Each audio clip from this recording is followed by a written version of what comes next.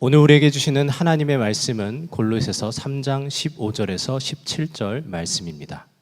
그리스도의 평강이 너희 마음을 주장하게 하라.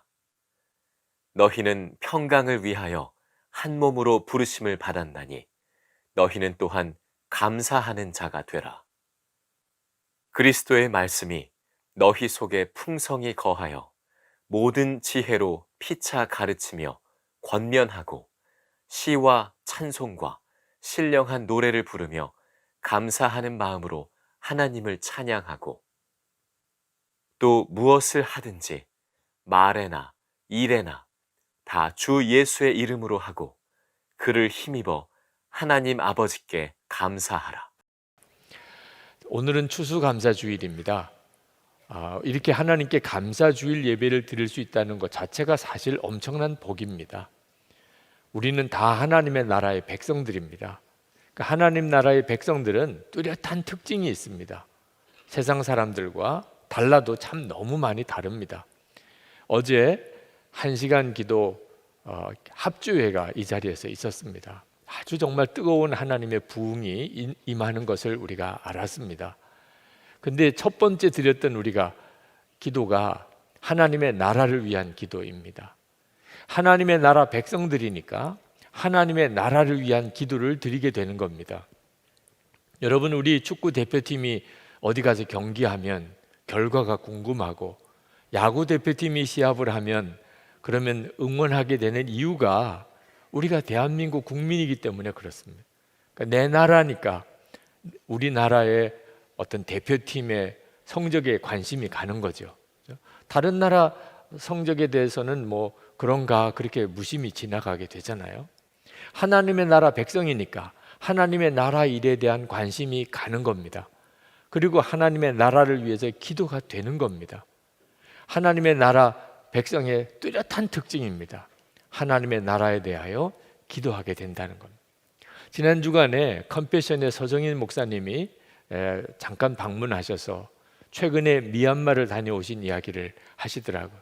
그 미얀마 난민들이 태국 국경 지역에 있습니다. 그 미얀마 난민촌 안에 컴패션 사역을 하는 교회가 있어서 거기서 주일 설교를 하고 오셨는데 한 600명이 넘는 사람들이 그 작은 예배당에 꽉 모여서 예배를 드리더랍니다.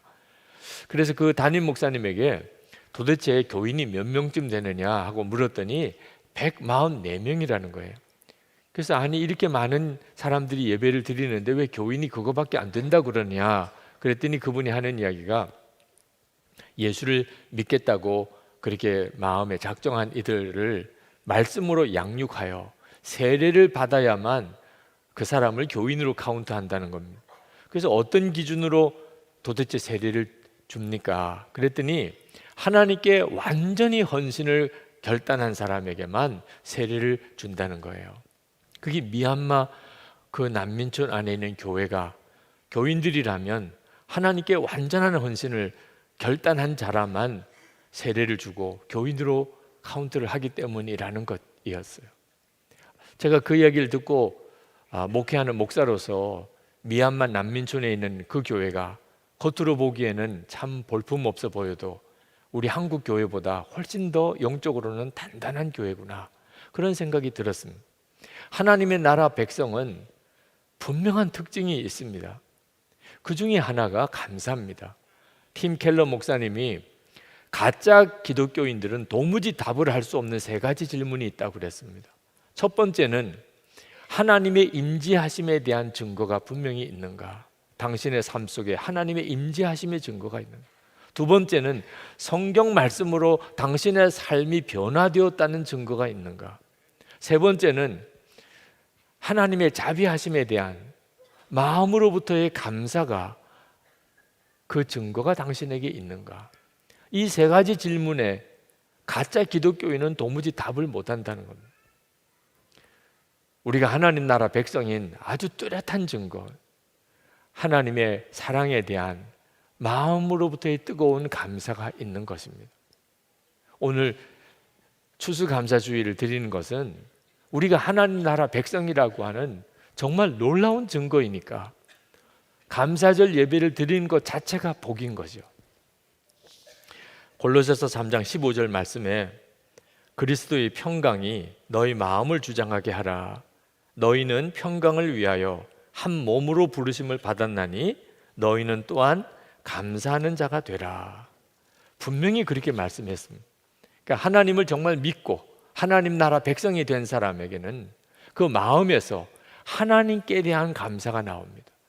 그냥 감사가 아니고 하나님께 너무나 마음에 감사가 나오는 겁니다. 하나님을 믿지도 않는 사람, 하나님 나라가 있는지도 모르는 사람은 어떻게 하나님께 감사할 수 있겠습니까? 헬렌 켈러 여사를 다 아실 겁니다. 듣지도 보지도 말하지도 못하는 삼중고의 참 고통을 겪는 여인인데 그 삶은 참 위대했습니다. 그가 듣지도 보지도 말하지도 못하면서도 대학 공부도 했고 최우등으로 졸업도 했고 책도 많이 썼고 전 세계를 다니면서 정말 말할 수 없이 고통스럽고 저주 같은 삶을 사는 사람들에게 삶의 용기도 희망도 그렇게 불어넣어 주었던 여인이었습니다. 그가 노년에 어느 신문기자가 그녀에게 질문했습니다.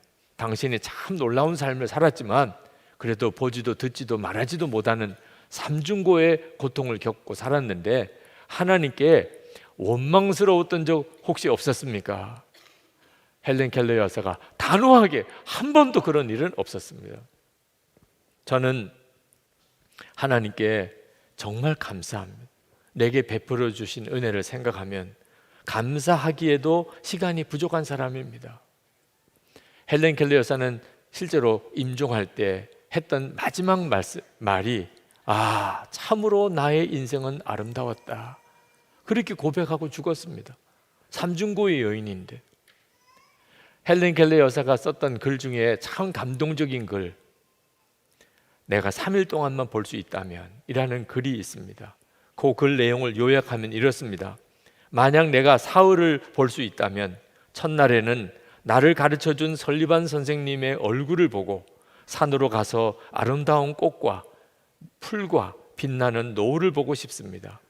둘째 날에는 새벽에 일어나 먼동이 트는 모습을 보고 저녁에는 영롱하게 빛나는 하늘의 별들을 보겠습니다.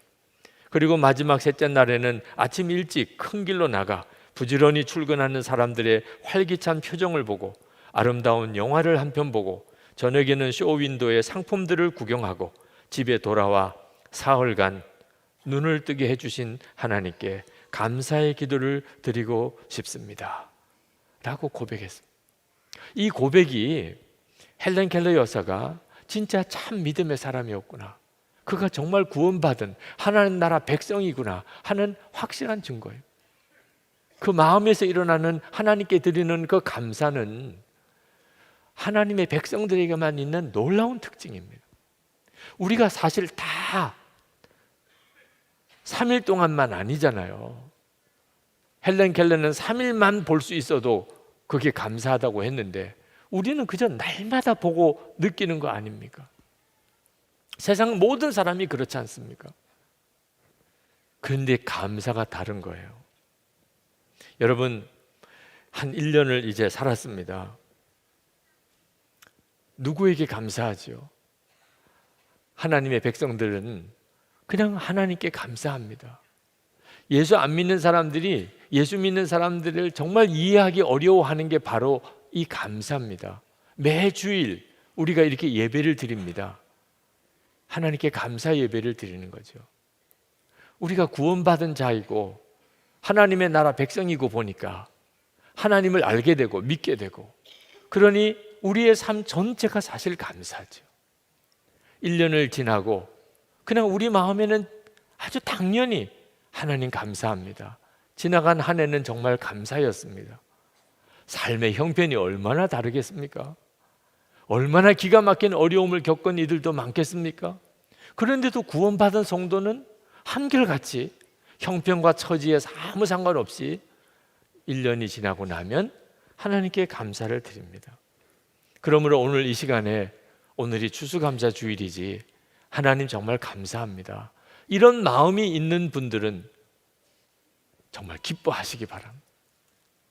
여러분의 마음에 오늘 추수감사주일이지, 그래 오늘 하나님 앞에 정말 특별한 감사헌금을 내가 드려야지, 그런 마음으로 만약에 여러분이 감사헌금을 준비했다면 정말 기뻐하시기 바랍니다. 여러분이 하나님의 자녀라는 부인할 수 없는 증거입니다. 우리가 이렇게 하나님 앞에 어떤 형편과 처지에도 상관없이 하나님께 감사하게 되는 것은 오직 예수 그리스도 때문입니다. 하나님께서 우리를 사랑하셔서 당신의 독생자를 사람이 되어 우리 가운데 주셨습니다. 예수님은 우리의 모든 죄와 저주를 다 짊어지시고 십자가에 달려 피 흘려 죽으셨습니다. 그리고 그 예수님께서 모든 믿는 자들 마음의 중심에 오셔서 거하시며 내내 그 삶의 평생을 동행해 주십니다. 그 예수님 때문에, 오직 그 예수 그리스도 때문에 내 삶의 처지와 형편이 어떠하든지 간에 우리 속에는 계속 감사가 일어나게 되는 것입니다. 여러분, 예수님이 어떠신 분인지 뭐 어떻게 다 간단히 설명할 수 있겠습니까만, 예수님은 진짜 어떤 형편에서도 감사하셨던 분입니다. 요한복음 6장에 보면 5천 명이 넘는 무리를 먹이셔야 되는데 가진 것은 보리떡 5개, 물고기 2마리밖에 없었습니다. 사실은 정말 비참한 거죠. 그런데 그걸 가지고 하나님께 감사 기도를 드리셨다 그랬어요. 그리고 오병이어의 기적이 일어났어요. 요한복음 11장에 보면 나사로가 죽어서 나흘이 되어서 그 시신이 썩는 냄새가 나는데 그 무덤에 서서 그 가로막은 돌을 치워 놓으라고 하시고, 그리고는 하나님께 감사 기도를 드리셨어요. 그리고 죽은 나사로가 살아나왔죠. 마태복음 11장 25절에 보면 수많은 병자를 고치고 귀신 들린 자를 깨끗하게 해주었던 그 마을 사람들이 회개하지 않는 것을 보고 우리 주님이 참 안타까워 하시면서도 참 놀랍게도 하나님께 감사 기도를 드리셨어요. 하나님, 진짜 영원한 복음, 영생의 믿음은 아무나 가지는 게 아니군요. 하나님이 정말 택하신 자에게만 주시는 것이군요. 그게 예수님의 감사 제목이었습니다. 누가복음 22장 17절 19절에 보면 십자가 지시기 전에 제자들이 이제 곧 예수님을 다 버리고 도망갈 것을 아시면서도, 심지어 예수님을 부인하고 저주까지 하실 걸 아시고도 그 제자들의 발을 씻기시고 제자들에게 떡을 떼어주면 내 살이라, 포도주를 주면 내 피라고 하시면서 성찬을 베푸십니다. 그때 예수님이 하나님께 감사 기도를 드리셨다고 그래요. 예수님이 바로 그런 분이신데 그 예수님이 우리 안에 거하셔서 우리 생명이 되셨으니 예수 믿는 사람이 어찌 감사가 안 나올 수 있겠습니까? 예수님의 생명을 가지고 사는 사람이 삶의 모든 형편과 처지에서 그냥 감사하게 되는 것입니다. 여러분 중에는 예수님이 아직도 마음에 거하신다는 것을 잘 믿어지지 않으시는 분이 계실 겁니다. 그런 분들은 16절을 한번 보시기 바랍니다. 그리스도의 말씀이 너희 속에 풍성히 거하여 모든 지혜로 피차 가르치며 권면하고 시와 찬미와 신령한 노래를 부르며 마음의 감사함으로 하나님을 찬양하라. 그리스도의 말씀이 너희 속에 풍성히 거하여, 그런 예수 그리스도께서 내 마음에 거하시는 것을 이 성경 구절에서는 그리스도의 말씀이 우리 안에 거하신다고 그렇게 표현했습니다. 예수님은 우리가 눈으로 보기도 손으로 만질 수도 말씀을 귀로 들을 수도 없지만 말씀은 우리가 분명히 압니다. 그 말씀이 내 속에 거하면 예수 그리스도께서 내 안에 거하신 것과 같다는 말씀입니다. 여러분 안에 주님의 말씀이 다 있으실 겁니다. 주님의 말씀 한마디도 없는 분은 아마 없으실 겁니다. 오늘 여러분이 교회에 나오실 때 여러분은 틀림없이 여러분 안에서 말씀하시는 주님의 인도를 받으셨습니다. 하나님의 말씀으로 주님은 우리 속에, 우리 자신에게 말씀하시는 분이십니다. 한 번은 사모님들 모임에, 집회에 가서 거기서 말씀을 전했는데 말씀이 끝나고 어느 젊은 사모님이 그런 고백을 하셨습니다. 앞으로 목회 어떻게 하나, 사모 역할 어떻게 감당하나 너무나 두렵고 고민이 되었는데 목사님 말씀에서 답을 얻었어요. 내가 있잖아 하시는 주님의 음성이 답이었습니다. 여러분, 그 사모님만 그런 말씀을 듣습니까? 여러분은 한 번도 여러분 안에서 여러분에게 말씀하시는 주님의 음성을 들어본 적이 없습니까? 너무나 놀랍죠. 예수를 믿는 것은 그냥 막연하게 믿는 것이 아닙니다. 주님의 말씀을 듣고 그리고 순종하는 삶인데, 그 예수님 때문에 우리 안에 거하시는 그 주님으로 인하여 우리가 하나님께 감사하게 되는 겁니다. 이 말씀을 쓰신 골로새서, 집에서, 사무실에서, 또 경치 좋은 곳에서 골로새 교인들에게 사도 바울이 쓴 편지가 아닙니다. 로마 감옥에서, 감옥에 있는 사도 바울이 감옥 바깥에 있는 골로새 교인들에게 쓴 편지입니다. 그 감옥에 있었던 사도 바울이 감옥 바깥에 있는 골로새 교인들에게 이렇게 말했습니다. 17절에 무엇을 하든지 말에나 일에나 다 주 예수의 이름으로 하고 그를 힘입어 하나님 아버지께 감사하라. 감옥에 있는 사도 바울이 감옥 바깥에 있는 골로새 교인들에게 예수님을 힘입어 하나님께 감사하라. 그래서 우리가 사도 바울이 정말 예수님과 함께 했던 사람이구나, 주님과 동행하는 사람이었구나 하는 사실을 알게 되는 것입니다. 주님과 동행하는 삶을 사는 것은 참으로 놀랍습니다. 디모데후서 3장 2절에 보면 말세가 되면 사람들에게서 갑자기 감사가 사라질 것이라고 그랬습니다. 그러므로 여러분, 세상을 아무렇게나 세상 사람들 사는 대로 따라 살면 안 됩니다. 만약에 감사가 사라지고 불평과 원망과 마음에 두려움이 가득 차다면 그것은 정말 아주 심각한 일이 여러분에게 일어났다고 여러분이 깨달아야 됩니다. 만약에 여러분의 손이 썩어 들어가기 시작한다면 얼마나 놀랍고 두려운 일입니까? 그것을 고치려고 얼마나 발버둥 치겠습니까? 그런데 여러분의 마음속에 감사가 어느 순간에 사라지고 원망, 불평, 두려움이 여러분 마음에 가득하다면 손이 썩어 들어가는 것보다 훨씬 더 무서운 일이 벌어지고 있는 것입니다. 정신을 똑바로 차려야 하는 것입니다.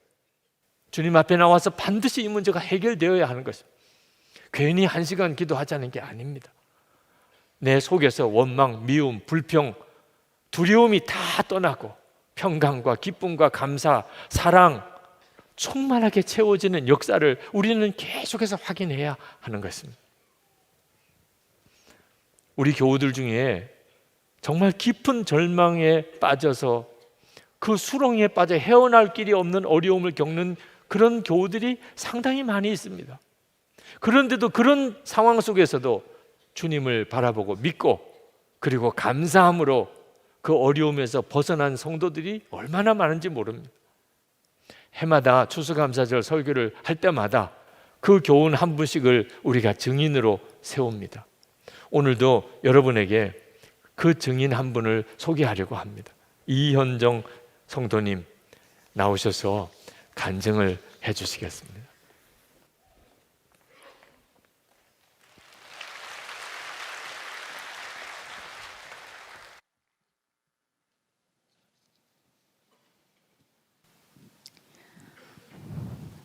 저는 20년차 직장인으로 한 남편의 아내로 늦은 나이에 얻은 한 남자아이의 엄마입니다.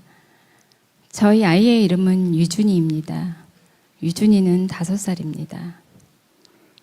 작년 8월 초 열이 며칠 지속되다가 토하며 배가 너무나 아파하는 유준이를 데리고 분당 서울대 병원 응급실로 향했습니다.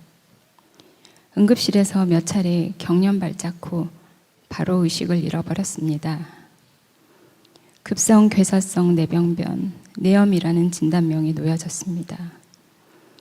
급속도로 뇌가 부어가고 뇌압이 너무 높아져 사망의 위험을 안고 많은 수혈과 더불어 긴급하게 두개골 절제 수술을 받았습니다. 담당 교수의 입으로부터 혹시 생명을 건진다 해도 자가 호흡조차 어려울 것이란 말을 들었습니다. 좋지 않은 예후와 앞으로 감당해야 할 장애에 대한 참담함에 마음이 무너졌습니다. 고통의 시간을 보내면서 주님께 멈추지 않은 눈물로 회개하며 부르짖었습니다. 엄마가 되고 내 아이가 죽음과 삶 사이에 놓여 있는 상황을 겪으니 알 수 있었습니다. 하나뿐인 아들 예수님을 십자가에 내어주신 그 하나님의 사랑이 얼마나 크고 거룩한 은혜임을 깨닫게 하셨습니다. 교만으로 주님을 떠나 세상을 바라보며 살던 저희 부부를 주님께로 돌아오게 하셨습니다. 유준이가 어찌 될지 모르는 그 고통의 와중에서도 주님께 감사하게 해주셨습니다. 중환자실에 있던 어느 날 유준이가 기적처럼 자가호흡을 하게 되었습니다. 많은 약물과 수액들을 위한 여러 줄들과 호흡줄을 떼게 해주셨습니다. 더 감사한 것은 콧줄로 음식물을 섭취하기도 하셨습니다. 이것은 약과 수액으로만 버티는 유준이에게 간과 췌장에 염증이 생기지 않도록 기도했던 응답이었습니다. 그리고 지금까지 살아낸 것도 기적이라고, 이 일들은 사람이 하는 게 아니라는 담당 교수님의 말이 더욱 하나님의 은혜를 알게 해 주었습니다. 또한 주님은 저희에게 믿음의 기도자들을 우연처럼 하지만 계획하심으로 만나게 하셨고, 더 나아가 많은 공동체에서 유준이를 위해 중보하게 해주셨습니다. 병원의 많은 의사, 간호사 선생님들도 유준이는 기도로 산 아이라며 이야기를 해주었습니다. 이를 통해 믿음은 믿어야 한다고 생각하는 믿음이 아니라 믿게 되는 믿음을 주셨습니다. 올해 4월 유준이는 앞머리 부분에 절개에 열어놓은 뼈를 닫는 수술을 해야 했습니다. 검사를 위해 다시 서울대 병원에 갔습니다. 작년에 절개에서 보관하고 있는 뼈와 유준이 머리를 덮고 있는 남은 뼈가 성장으로 인해서 맞지 않으면 인공뼈를 덮어야 하는 상황이었습니다. 다시 큰 수술로 인해 유준이가 겪을 고통에 두려움과 마음이 무너졌습니다. 주님께서는 말씀을 주셨습니다. 에스겔서 37장, 마른 뼈를 가죽과 살을 붙여 군대를 만드신 주님이셨습니다. 주님을 신뢰하며 저는 수술 대신 뼈를 자라게 하시고 덮어주시길 간절히 기도했습니다. 검사 일정에 따라 4골 CT를 찍었습니다. 서울대병원 신경외과와 신경과 교수가 믿을 수 없는 사실을 말해 주었습니다. 절개된 앞머리 뼈 부분에 있는 피부가 골화가 되었다고 했습니다. 절제 수술 후 9개월이 지났지만 원래의 뼈 두께로 회복되었기에 수술할 필요가 없다는 것이었습니다. 이와 같은 일은 보고된 학술 자료에 보면 아이들에게 일어날 가능성은 있다고 하나 이런 일을 실제로 본 적도, 게다가 수술 후 9개월의 짧은 시간에 원래의 뼈 두께로 회복된 일은 있을 수 없는 일이었습니다. 유준이는 발병하고 누워 지낸 지 1년이 훌쩍 넘었는데도 온몸의 근육이 유지되고 있습니다. 올해 7월부터는 콧줄을 빼고 입으로 음식을 먹을 수 있게 되었습니다. 이를 본 물리치료사와 의사 선생님들도 놀라워하고 평생 입으로 음식을 삼켜 먹을 수 없다던 교수님도 놀라워합니다. 모두가 하나님의 살아계심을 보고 있다고 고백하였습니다. 유준이에게 벌어지고 있는 회복의 기적은 제 삶에서도 주님을 닮아가는 삶으로 바꾸어 주셨습니다. 전에는 작은 미움에서 분노를 쏟아내며 자주 다투던 남편에게 이제는 긍휼한 마음과 고마운 마음을 품게 하셨습니다. 또 말씀과 기도로 매일 예배자로 주님 앞에 서는 남편을 가정의 제사장으로 인내하며 섬기게 하셨습니다. 아침에 주님을 부르면서 눈을 뜨는 것이, 오직 예수님만 바라보는 것이 제가 숨도 쉴 수 없었던 고통 가운데 살 수 있는 길이고, 유준이에게는 온전한 그리고 유일한 치료이심을 믿습니다. 주님의 은혜와 많은 중보자분들의 기도의 힘으로 저희 유준이는 매일매일 회복하고 있습니다. 주님의 치료는 완벽하시기에 유준아 일어나라, 달리다곰, 온전한 치유를 이루실 것입니다. 유준이와 함께 다시금 이 자리에 서서 우리 주님께 영광 돌리는 그날의 소망을 품게 됩니다. 주님 감사합니다. 제게 언제나 귀 기울여 주시고 저의 음성과 저의 간구를 들으시는 주님, 저를 너무나도 사랑하시는 주님, 저도 사랑합니다. 할렐루야. 이현정 성도님께 감사합니다. 여러분 중에도 아마 정말 이게 끝인가 봐, 절망인가 봐, 그런 수렁에 빠진 것 같은 느낌이신 분도 있으실 겁니다. 마음이 원통하고 너무나 억울하고 깊은 상처 때문에 다윗의 아둘람 굴로 찾아갔던 그 무리들 같은 심정이신 분도 있을 겁니다. 하나님의 은혜 안에 우리 함께 모여서 그 모든 것이 감사로 다 회복되어지기를 우리 함께 기도하셨으면 좋겠습니다. 가정 문제, 치유의 질병의 문제, 자녀의 문제, 재정적인 어려움의 문제, 우리가 지금 겪고 있는 고통의 문제들 하나하나 하나님 앞에 가지고 나가려고 합니다. 지난 10월에 예수 동행 세미나, 목회자들 예수 동행 세미나가 소망수양관에서 있었습니다. 목회자들에게 이제는 우리와 함께 계시는 주 예수님을 정말 믿어야 하고 그 주님을 바라보아야 한다고 시간 강의를 말씀을 전했습니다. 마지막 날 아침에 그 소망수양관 뒷산을 등산을 하려고 올라가는데 갑자기 제 마음속에 정말 제 안에 계신 예수 그리스도의 임재하심에 대한 감격이 너무나 강해서 눈물이 왈칵 쏟아졌습니다. 만왕의 왕이신 예수님이 정말 제 안에 계신 게 얼마나 고마운지 너무너무 감사했습니다. 주 예수님을 부르고 왕이신 주님이 제 안에 계신 거 하나면 충분합니다. 주님, 아무것도 더 원하는 것이 없어졌습니다. 더 구할 것도 없어졌습니다. 주 예수님이 제 마음에 거하시다. 이 사실이 정말 믿어지는 거 하나가 모든 것이었습니다. 주님, 저는 이제 평생 주님 한 분으로 충분합니다. 주님과만 동행하고 싶습니다. 산에 오르면서 눈물로 기도하고 또 부르짖고 그렇게 했었습니다. 모든 것이 감사로 다 바뀌는 경험을 너무나 생생하게 했습니다.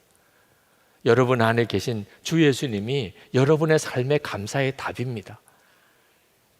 항상 감사는 오직 예수님 때문에 오는 것입니다. 이것은 우리 모두가 다 누리는 것입니다. 거기서 우리 인생 전체가 바뀌기 시작합니다. 믿음의 감사가 먼저 있고 그리고 삶이 뒤집어지는 기적이 따라오는 것입니다.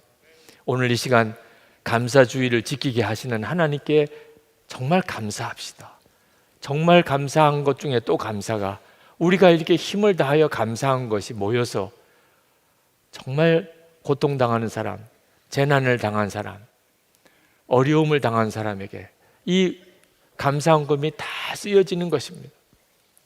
하나님이 얼마나 기뻐하시겠나 싶습니다. 절망에 빠진 사람, 정말 비참해진 사람에게 하나님의 사랑의 통로가 될 수 있다는 것 생각하고 우리 힘을 다해서 하나님께 정말 감사하십시다. 우리 일어나셔서 감사 찬양을 먼저 함께 부르시고 그리고 함께 기도하겠습니다.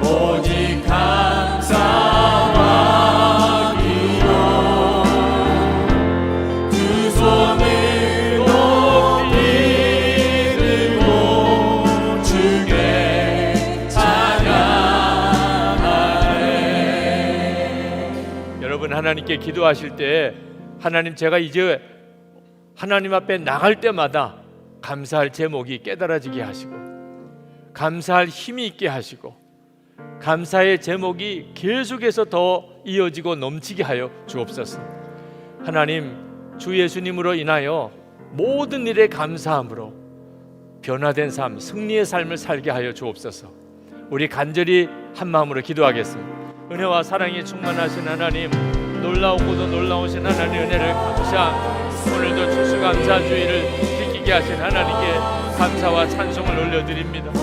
아버지 하나님, 감사하는 자로 세우시고 하나님께 감사하는 자가 되게 하시고 하나님 나라 백성인 증거가 되게 하시니 하나님, 주님을 찬양합니다. 감사의 감사가 이어지게 하시고 감사가 더욱 풍성해지게 하시고 하나님, 감사함으로 살게 하여 주옵소서. 하나님, 미움과 원망, 두려움과 하나님 염려가 우리 속에서 다 떠나가게 하여 주시기를 원합니다. 오직 감사의 삶으로 하나님의 역사가 드러나게 하소서. 하나님 영광이 나타나게 하소서. 성도들의 삶에 놀라운 변화가 일어나게 하소서. 하나님 정말 복의 통로가 되게 하소서. 살아계신 하나님의 산증인들이 다 되게 하여 주옵소서. 주님 감사합니다. 주님 찬양합니다. 놀라우신 아버지 하나님, 오늘도 저희들에게 주님께 감사할 수 있는 감사주의를 허락해 주셔서 우리가 하나님의 나라 백성인 것을 다시 한번 분명히 확인하게 해주시니 감사합니다. 우리 마음의 심령 속에 부인할 수 없이 우리 속에 있는 감사가 불일 듯 다시 일어나게 하시니 감사합니다. 하나님, 우리의 심령을 다시 회복시켜 주시니 감사합니다. 하나님, 우리가 하나님 앞에 나갈 때마다 언제나 감사할 제목이 있게 하소서.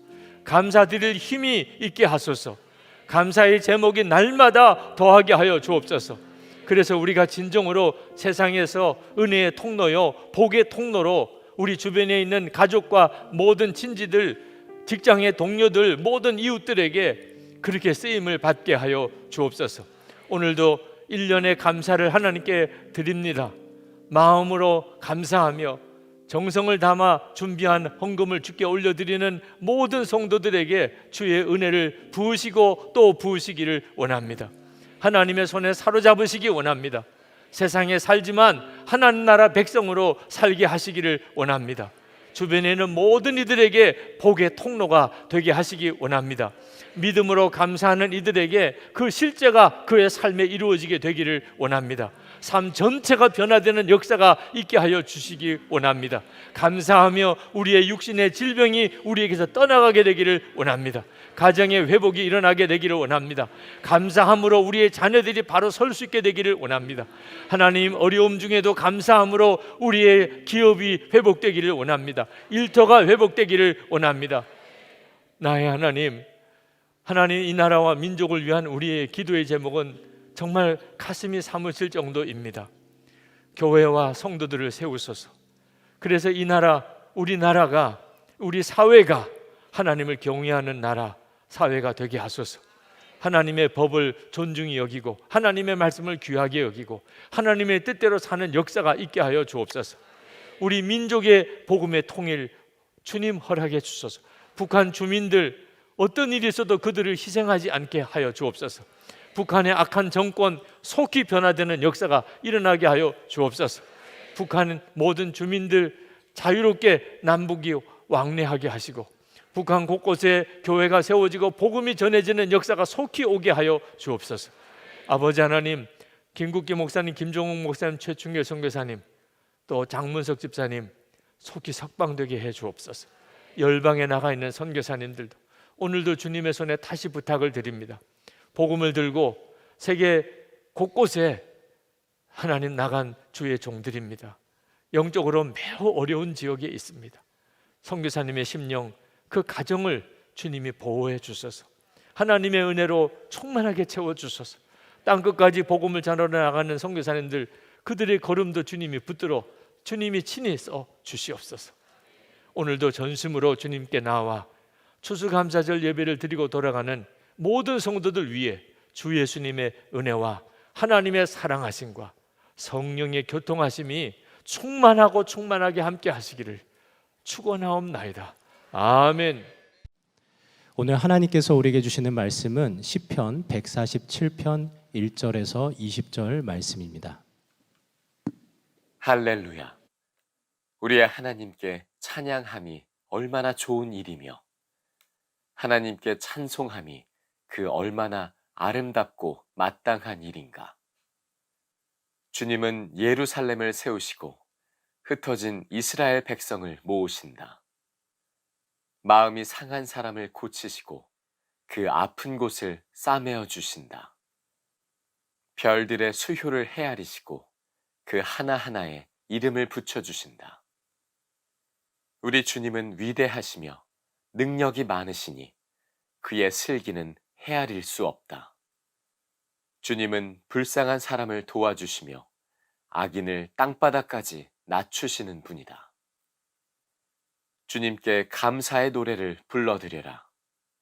우리의 하나님께 수금을 타면서 노래 불러드려라. 주님은 하늘을 구름으로 덮으시고 땅에 내릴 비를 준비하시어 산에 풀이 돋게 하시며 들짐승과 우는 까마귀 새끼에게 먹이를 주신다. 주님은 힘센 준말을 좋아하지 않으시고 빨리 달리는 힘센 다리를 가진 사람도 반기지 아니하신다. 주님은 오직 당신을 경외하는 사람과 당신의 한결같은 사랑을 기다리는 사람을 좋아하신다. 예루살렘아, 주님께 영광을 돌려라. 시온아, 내 하나님을 찬양하여라. 주님이 내 문빗장을 담담히 잠그시고 그 안에 있는 내 자녀에게 복을 내리셨다. 내가 사는 땅에 평화를 주시고 가장 좋은 밀로 만든 음식으로 너를 배불리신다. 주님이 이 땅에 명령만 내리시면 그 말씀이 순식간에 퍼져나간다.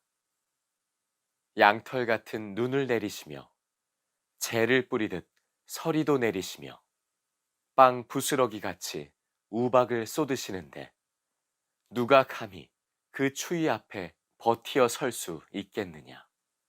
그러나 주님은 말씀을 보내셔서 그것들을 녹이시고 바람을 불게 하시니 얼음이 녹아서 물이 되어 흐른다.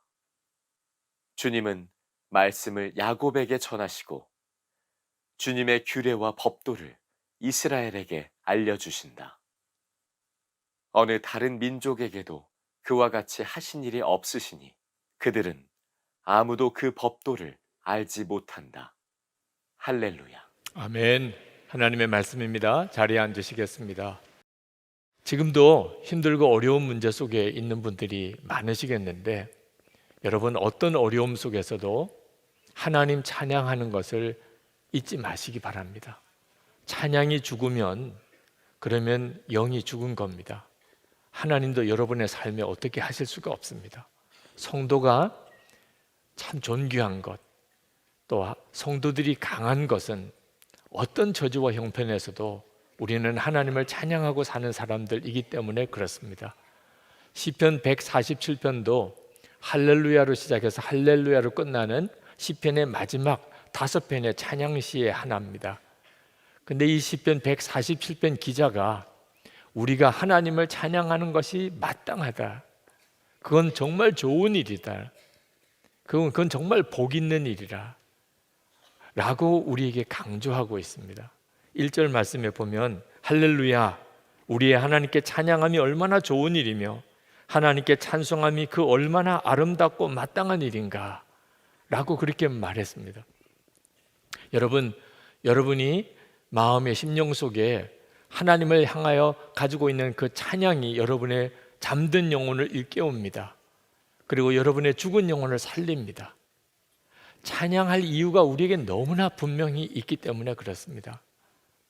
시편 기자는 3가지 우리가 하나님 앞에 찬양하는 것이 정말 좋은 일이고 마땅한 일이고 그리고 아름다운 일이라고 하는 이유 3가지를 말씀합니다.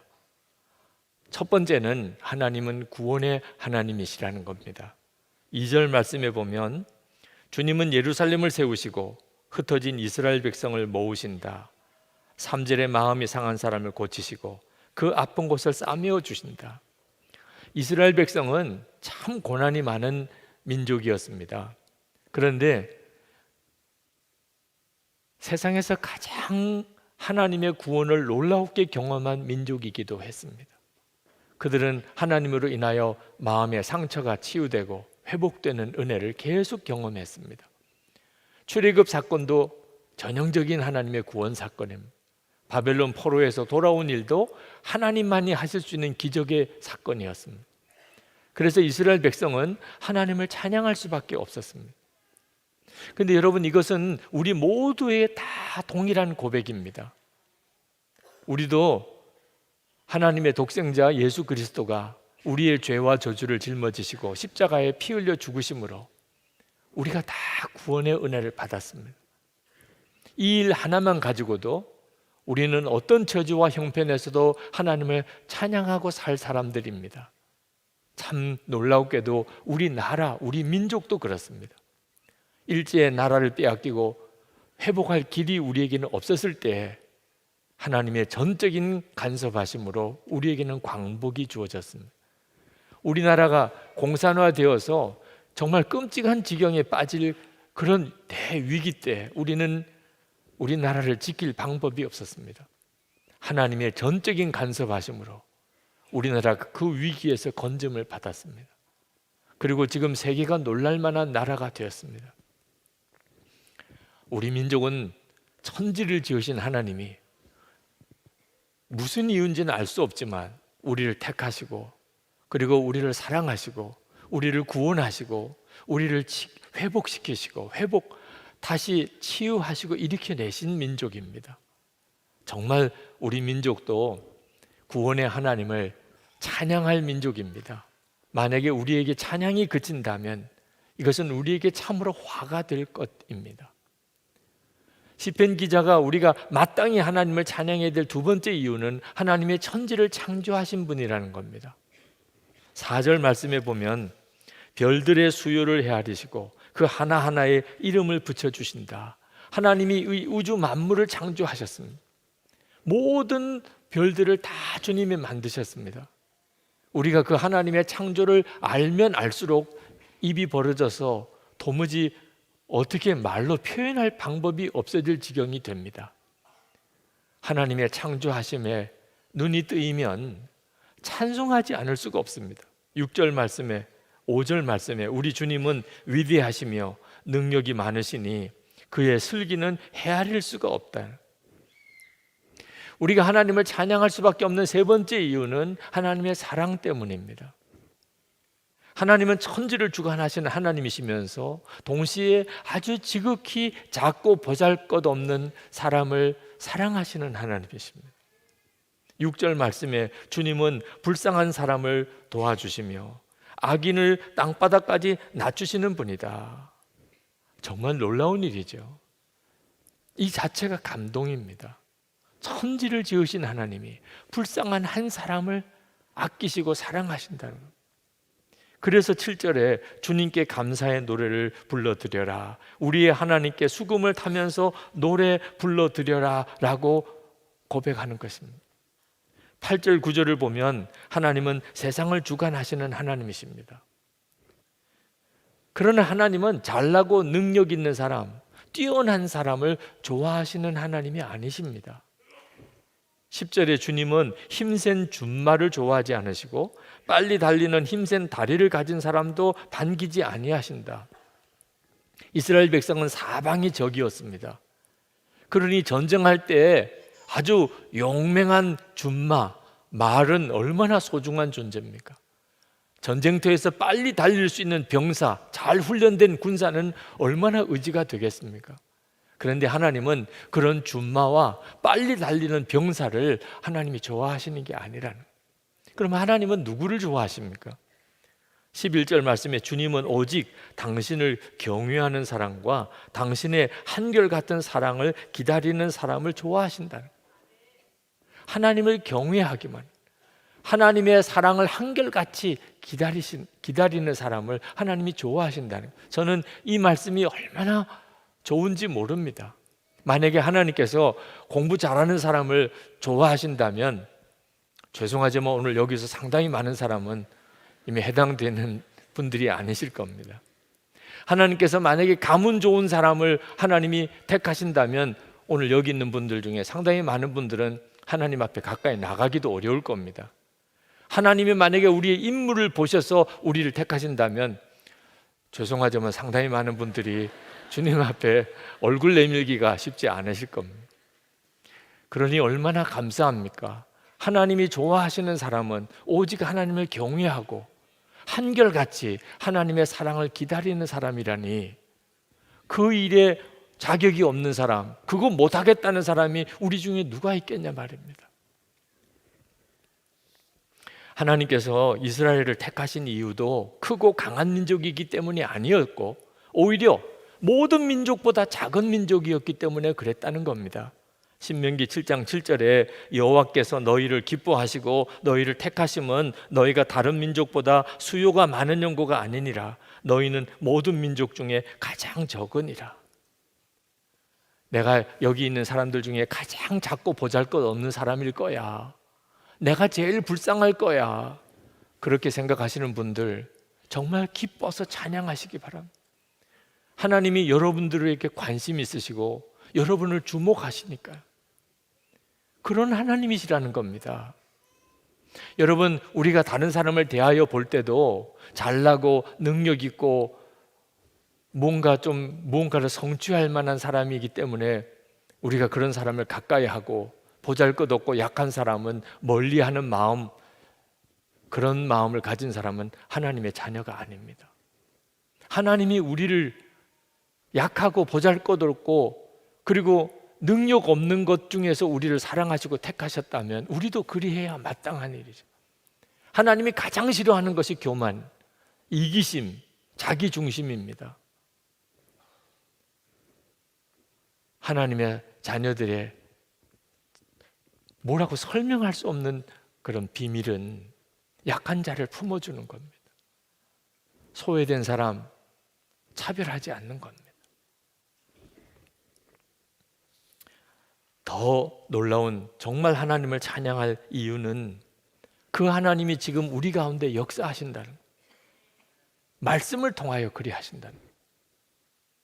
13절 14절에 하나님은 우리를 책임지시고 우리를 먹이시고 우리를 입히신다고 하셨어요.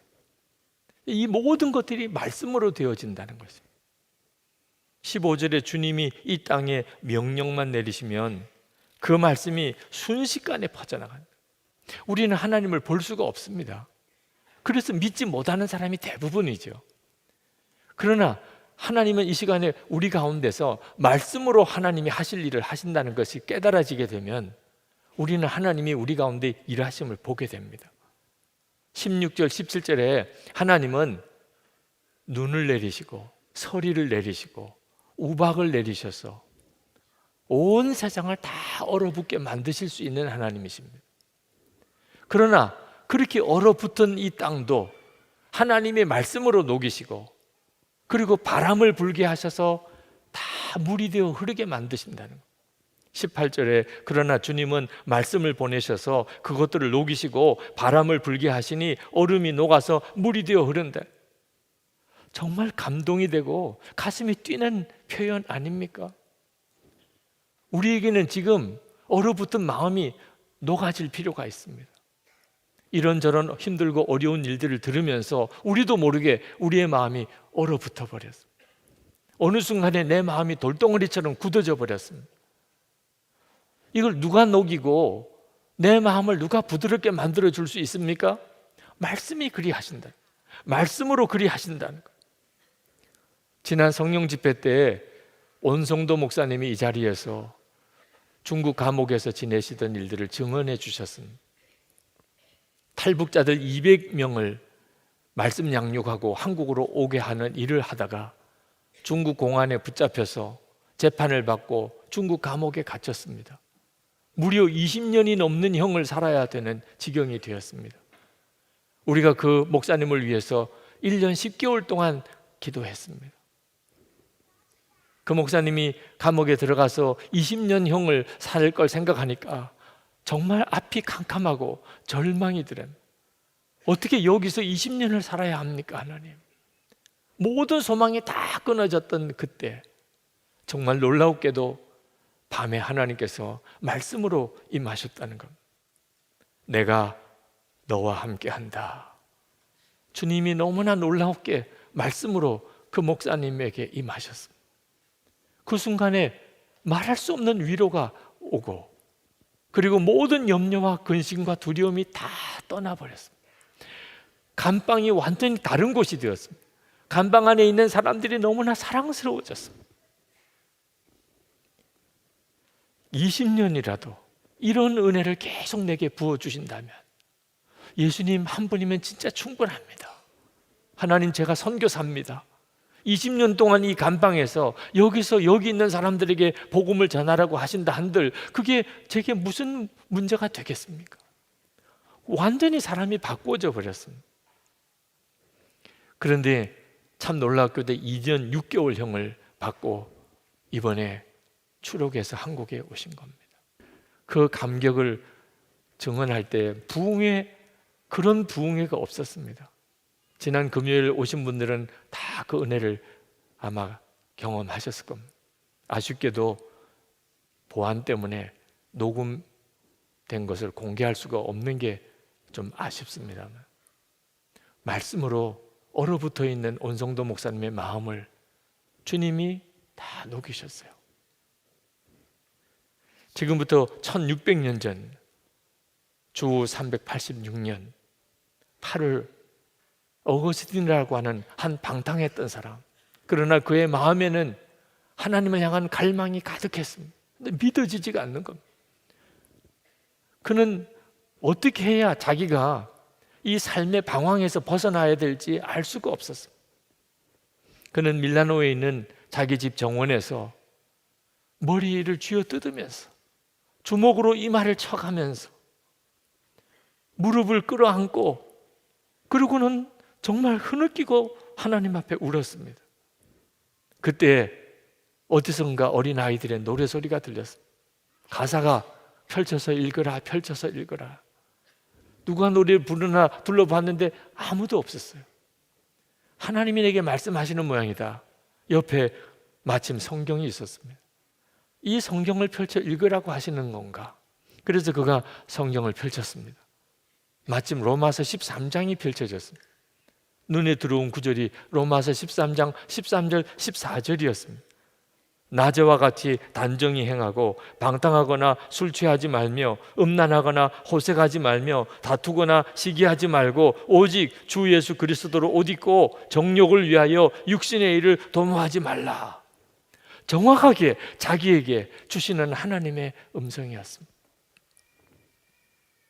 그는 참회록에 이렇게 고백했습니다. 나는 더 이상 읽고 싶지 않았고 그럴 필요도 없었다. 마음에 확신이 들고 모든 의심과 두려움이 사라졌다.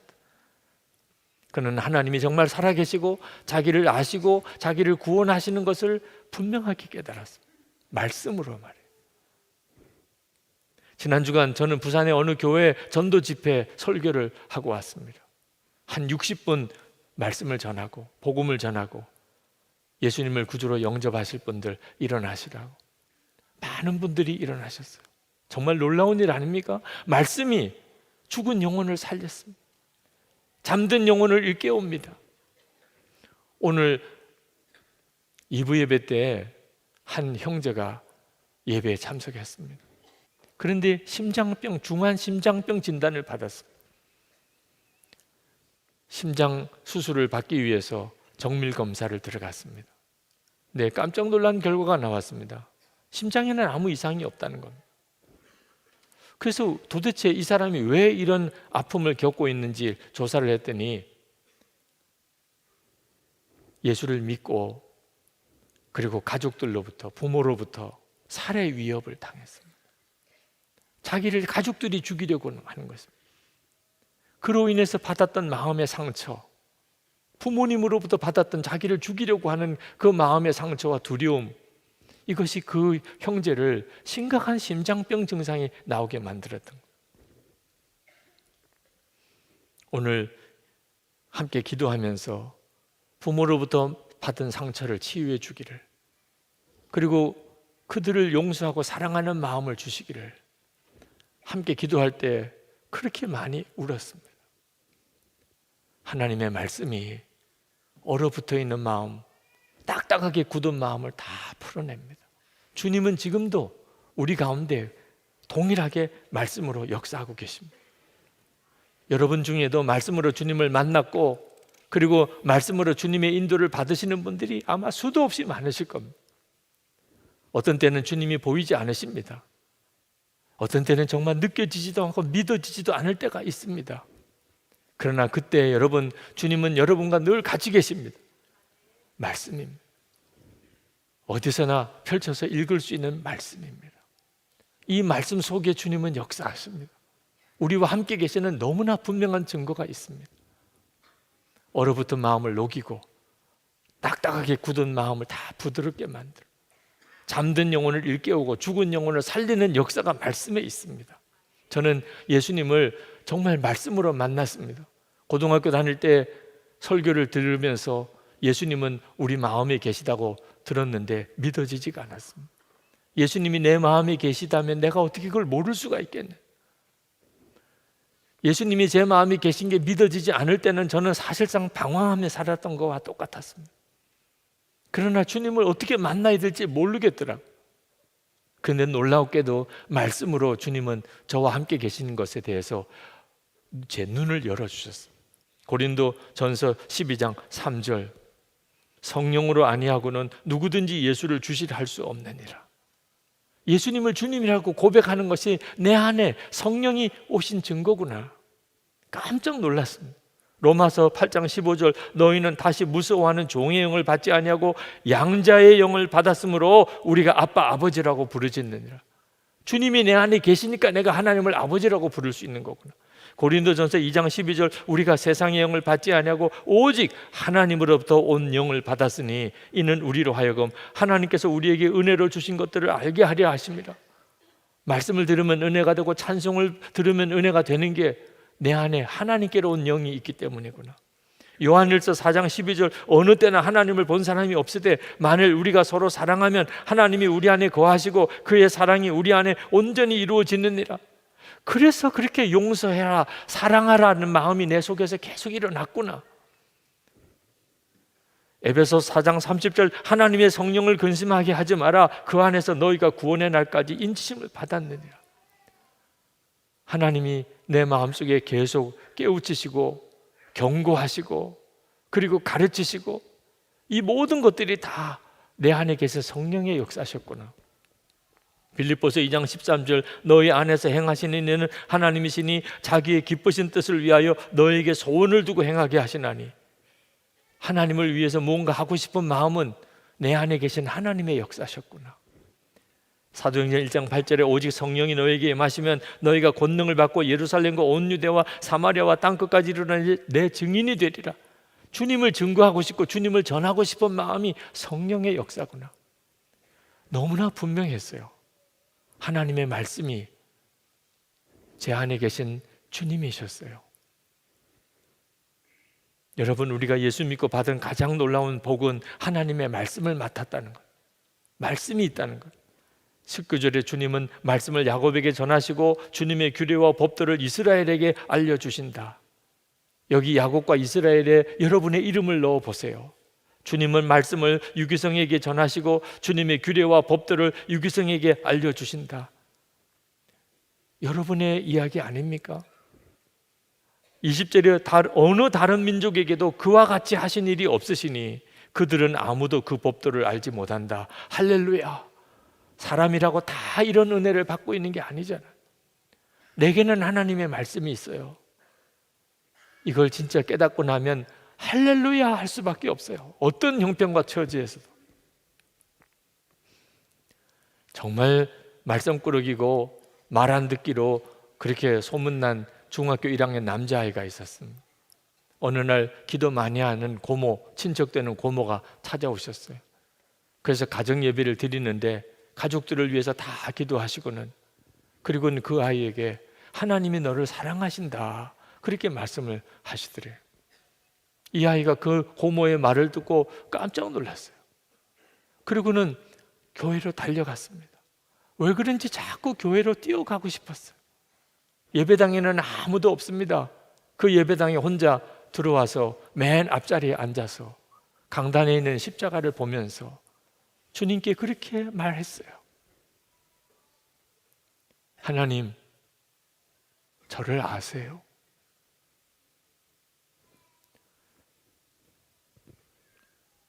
믿어지지가 않았어요.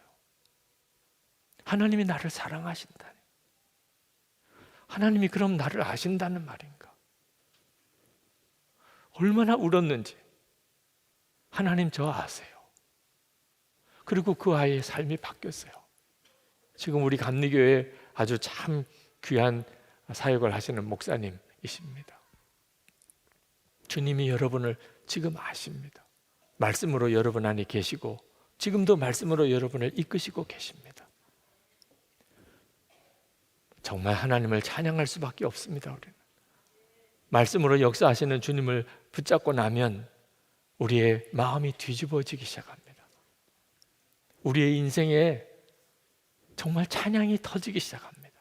그리고 그 찬양으로 우리 인생은 완전히 새로워지는 거예요. 찬양이 먼저 있고 인생이 바뀌는 것입니다. 오늘 이 시간 정말 그 주님을 뜨겁게 찬양하고 또 함께 기도했으면 좋겠습니다. 여러분 일어나셔서 지난 주일에 우리 불렀던 찬양 꽃들도 그 찬양을 우리 함께 부르시고 기도하겠습니다.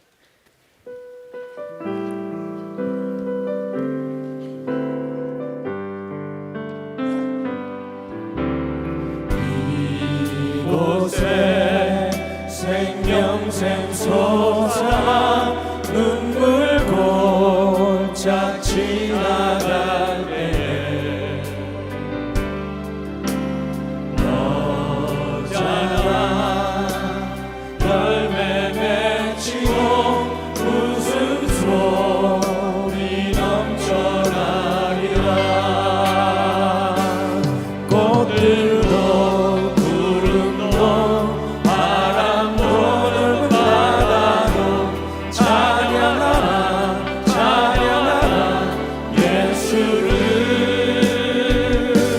하늘을 울리며 노래하여 영원한 은혜의 주 은혜의 주 은혜의 주. 꽃들도 구름도 꽃들도 구름도 바람 부는 바다도 찬양하라 찬양하라 예수를. 하늘을 울리며 노래하여 영원한 은혜의 주 은혜의 주 은혜의 주. 여러분 우리에게는 하나님을 찬양할 이유가 너무나 분명합니다. 구원의 하나님이시고 창조의 하나님이시고 사랑의 하나님이십니다. 지금 여러분의 마음이 돌덩어리처럼 굳어 있어도 얼음장같이 다 얼어버렸어도 말씀으로 주님은 이 시간에 여러분을 녹이실 수 있습니다. 여러분이 마음을 활짝 열고 지금도 말씀으로 역사하시는 주님을 바라보시기 바랍니다. 그 주님께 여러분의 삶의 리듬을 맞추시기를 바랍니다. 그리고 형편과 처지와 상관없이 하나님을 찬양하며 살아보시기 바랍니다. 우리 시간 기도할 때 주여 제 심령에 찬양을 일깨우시고 제 얼어붙은 마음도 주님 녹여 주시옵소서. 잠든 영혼을 일깨워 주옵소서. 기도하겠습니다. 은혜와 사랑이 충만하신 하나님, 놀라우신 하나님의 은혜를 찬양하고 찬양한 아버지 하나님, 하나님의 놀라우신 하나님의 은혜로 오늘도 주님 앞에 나와 사랑하는 영혼들을 살리소서, 건지소서, 구원하소서.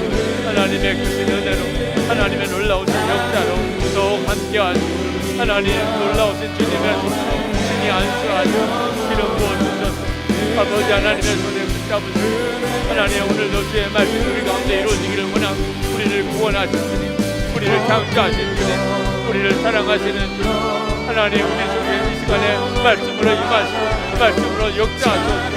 우리의 어려웠던 마음 녹이소서. 하나님 우리의 잠든 영혼 일깨우소서. 죽은 영혼 살아나게 하여 주소서.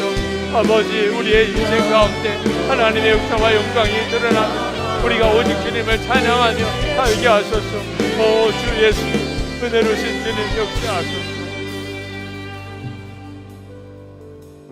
놀라우신 아버지 하나님, 이 시간에 주님을 기대합니다. 주님을 바라봅니다. 지금도 우리 가운데 말씀으로 역사하시는 주님께 우리 자신을 온전히 내어놓습니다. 하나님 우리의 마음이 우리도 알지 못하는 사이에 어느 순간 돌덩어리처럼 굳어져 있고 얼음장같이 차가워져 있지만 이 시간에 우리 가운데 말씀으로 역사하시는 주님으로 인하여 우리의 마음이 부드러워지고 얼어붙은 마음이 녹아지는 역사가 하나님 일어나기를 원합니다. 주님 우리가 주님을 향하여 우리의 마음을 활짝 엽니다.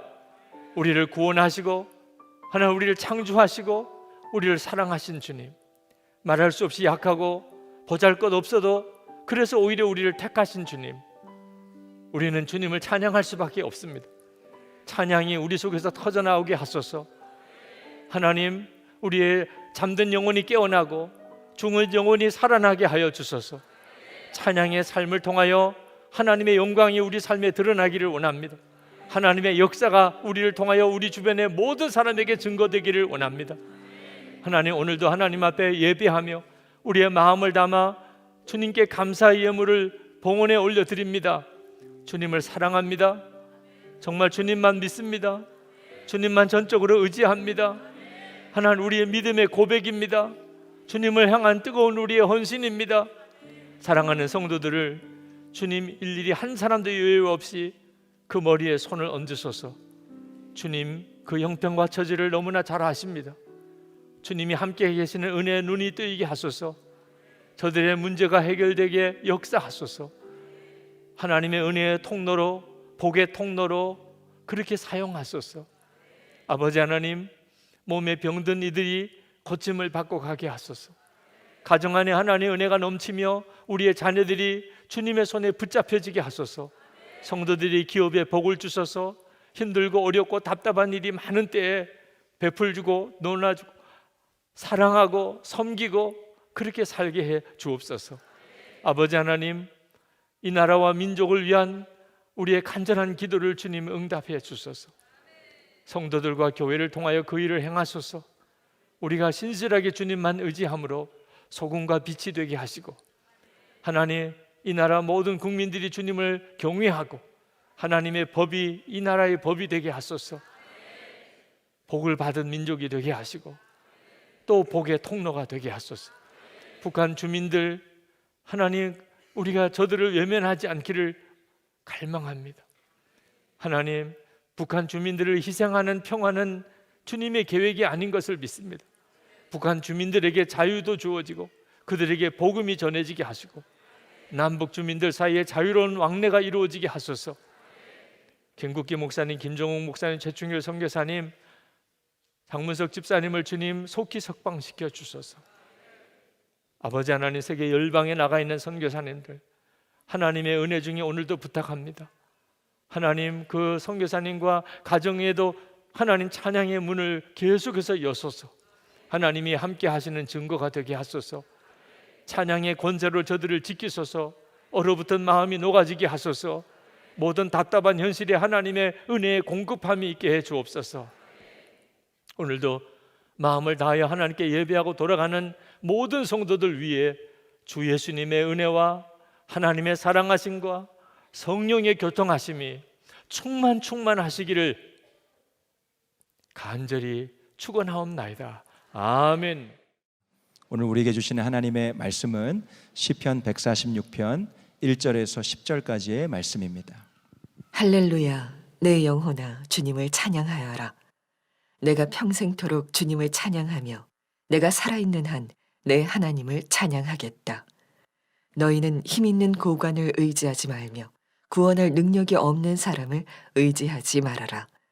사람은 숨 한 번 끊어지면 흙으로 돌아가니 그가 세운 모든 계획이 바로 그날로 다 사라지고 만다. 야곱의 하나님을 자기의 도움으로 삼고 자기의 하나님이신 주님께 희망을 거는 사람은 복이 있다. 주님은 하늘과 땅과 바다 속에 있는 모든 것을 지으시며 영원한 신의를 지키시며 억눌린 사람을 위해 공의로 재판하시며 굶주린 사람에게 먹을 것을 주시며 감옥에 갇힌 죄수를 석방시켜 주시며 눈먼 사람에게 눈을 뜨게 해주시고 낮은 곳에 있는 사람을 일으켜 세우시는 분이시다. 주님은 의인을 사랑하시고 나그네를 지켜주시고 고아와 과부를 도와주시지만 악인의 길은 멸망으로 이끄신다. 시온아, 주님께서 영원히 다스리신다. 나의 하나님께서 대대로 다스리신다. 할렐루야. 아멘. 하나님의 말씀입니다. 자리에 앉으시겠습니다. 하나님을 찬양하십시다. 주님을 사랑하시는 여러분의 마음의 중심에 찬양의 문이 활짝 열려지기를, 정말 평생 찬양으로 살게 되시기를 축원합니다. 시편 설교가 이제 마지막 5편이 남았습니다. 이 나머지 시편의 마지막 끝 5편은 할렐루야로 시작해서 할렐루야로 끝나는 유명한 찬양시입니다. 정말 시편의 마지막다운 그런 5편의 남은 시가 남아 있습니다. 시편 145편에 다윗이 찬양시를 시작하면서 150편까지 다윗이 이 찬양시를 다 썼다고 알려집니다. 제가 이 시편 146편부터 할렐루야 찬양시를 묵상하면서 가슴이 너무나 뜨거워졌습니다. 그 감동이 정말 말할 수 없을 것 같았습니다. 마치 핸델의 메시아 중에 있는 할렐루야 합창을 듣는 것 같은 감동이 있었습니다. 이걸 도대체 내가 어떻게 설교로 풀어낼 수 있을까 고민이 될 정도였습니다. 한번 오늘부터 우리 시편 150편까지 시편의 핵심이고 모든 성경의 요약이라고 할 수 있는 이 시편의 감동을 함께 누렸으면 좋겠습니다. 시편 146편도 1절은 할렐루야 내 영혼아 주님을 찬양하여라 이렇게 시작을 합니다. 그런데 제 마음에 가장 와닿았던 구절은 2절입니다. 내가 평생토록 주님을 찬양하며 내가 살아있는 한 내 하나님을 찬양하겠다. 우리도 모두 다 하나님을 찬양했습니다. 오늘도 예배 때 찬양했지요. 예배 인도자가 일어나서 찬양하자 그러면 우리 다 일어나서 찬양합니다. 손을 들고 찬양하자 그러면 손을 들고 찬양합니다. 그런데 다윗의 고백은 좀 특별합니다. 내 평생 주님을 찬양하며 살아있는 한 내 하나님을 찬양하겠다. 그 마음의 중심의 뜨거움은 보통 우리가 찬양하는 것과는 전혀 다른 느낌입니다. 여러분도 내가 평생 찬양하겠다, 살아있는 한 내가 하나님을 찬양하겠다, 이런 고백을 해보신 적이 있습니까? 이 고백은 다윗이 여호와의 법궤가 예루살렘 성으로 들어올 때 그때 너무 좋아서 뛰면서 하나님을 찬양했는데 그때 얼마나 다윗이 좋아서 뛰었으면 하체가 다 드러날 정도였습니다. 그때 미갈이 그것을 보고 다윗을 책망했습니다. 왕의 위신, 왕의 채통이 있지 도대체 그게 무슨 주택입니까? 이런 책망을 했었을 때 그때 다윗이 고백했던 말씀이 생각이 납니다. 사무엘하 6장 21절에 이는 여호와 앞에서 한 것이니라. 그가 내 아버지와 그의 온 집을 버리고 나를 택하사 나를 여호와의 백성 이스라엘의 주권자로 삼으셨으니 내가 여호와 앞에서 뛰놀리라. 하나님 앞에서 무슨 위신이 있고 무슨 채통이 있냐 말입니다. 그게 다윗의 믿음이었습니다. 다윗이 진짜 하나님을 믿은 거예요. 그러니까 자기가 왕이라는 것 자체가 무슨 의미가 있냐는 겁니다. 근데 미갈도 하나님을 믿기는 믿었지만 미갈에게 있어서는 보이지 않는 하나님보다 보이는 왕인 자기 남편이 더 중요했어요. 여러분 이 차이를 구별하실 수 있겠습니까?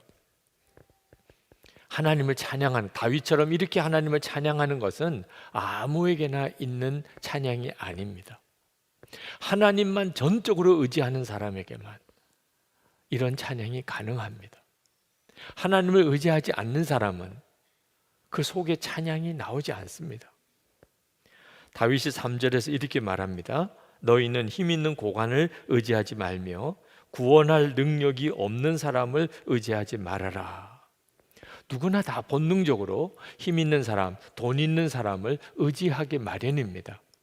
그런데 이렇게 돈 있는 사람, 힘 있는 사람을 의지하는 사람은 하나님 찬양이 안 됩니다. 그가 진짜 의지하는 대상이 하나님이 아니기 때문에 그렇습니다. 그런데 어느 순간에 하나님만 의지하게 되는 사람은 다른 사람이 이해하기 어려운 찬양이 계속 일어납니다. 형편과 처지와 상관없이. 돈 있고 힘 있는 사람을 의지하는 사람은 찬양만 안 되는 게 아닙니다. 그 인생은 정말 위험합니다. 그것 때문에 결국은 실패하고 좌절하고 낙심하는 겁니다. 의지할 대상이 아닌 대상을 의지했기 때문에. 여러분, 의지할 수 없는 난간을 의지한 바람에 넘어지는 일이 생기는 거죠. 인생도 그와 꼭 같습니다. 왜 우리가 그렇게 열심히 사는데도 실패하고 좌절하고 실망하고 낙심합니까? 의지할 수 없는 것을 의지하고 살았기 때문에. 4절에 이렇게 말합니다. 사람은 숨 한 번 끊어지면 흙으로 돌아가니 그가 세운 모든 계획이 바로 그날로 다 사라지고 만다. 힘 있는 사람, 돈 있는 사람, 실제로는 아무 힘이 없다 그 말입니다. 나를 도와주려고 해도 결국은 아무것도 아니라는 것만 드러나고 맙니다. 제가 참 철없던 어린 시절에 부자 부모를 둔 친구가 부럽더라고요. 저만 그렇습니까? 여러분은 안 그랬습니까? 부자인 부모를 둔 친구가 그렇게 부러웠는데 나이가 들어서 그 어릴 때 친구들을 만나보고 깨달은 것이 그 부자인 부모가 아무 힘이 없다는 거예요. 세월이 지나도 여전히 부자인 사람은 없더라고요. 그런데 안타깝게도 예수를 믿고도 여전히 힘 있는 사람, 돈 많은 사람이 의지가 되는 것이 참 기가 막힌 안타까움이죠. 미국을 의지해야 되냐, 중국을 의지해야 되냐 하는 문제로 논란이 있습니다. 이건 정말 안타까운 일입니다. 미국도 중국도 실제로 우리의 의지가 되지 못합니다. 북한을 믿는 것도 다 허상입니다. 하나님만이 우리나라를 지키실 수 있습니다. 그런데 하나님이 안 믿어지니 어떡합니까? 하나님이 안 믿어지니까 하나님을 믿는다는 사람들 사이에도 미국을 의지해야 된다, 중국을 의지해야 된다, 북한을 믿어야 된다 이런 말이 나오는 것입니다. 어느 선교단체에 수련회 인도하러 갔었는데 첫째 날 집회가 끝나고 한 자매가 상담을 와서 울더라고요. 제가 하나님 앞에 헌신하겠다는 그런 결단을 못 하겠다는 거예요. 만약에 그렇게 해서 하나님께서 자기가 지금 외무고시를 준비하고 있는데 그 외무고시 준비하는 것을 포기하라 하면 어떻게 하겠냐는. 그래서 제가 물었습니다. 하나님이 외무고시를 포기하라고 하더냐? 그랬더니 그건 아니고 혹시 그렇게 하면 어떻게 하냐는. 제가 그 자매 속에 실제로는 하나님을 불신하고 있는 불신앙을 보았습니다. 하나님을 믿으니까 그 선교단체 대학생 수련회에 온 거죠. 그렇지만 마음속에는 여전히 하나님은 까다로운 하나님, 내 좋은 거 가져가시는 하나님, 싫은 거 하라고 하시는 하나님, 그렇게 하나님을 믿고 있는 거예요. 그래서 그 자매를 위해서 기도할 때 한 가지만 기도했습니다. 하나님, 이 자매가 좋으신 하나님을 정말 알게 해 주옵소서. 근데 뭐 펑펑 우는 거예요. 그냥 좋으신 하나님을 알게 해달라는 기도에 그렇게 눈물을 쏟으며 울더라고요. 그리고 그 다음날 집회 때 하나님께 내 삶을 헌신합니다. 그렇게 헌신하고 나오는 무리 중에 들어 있었습니다.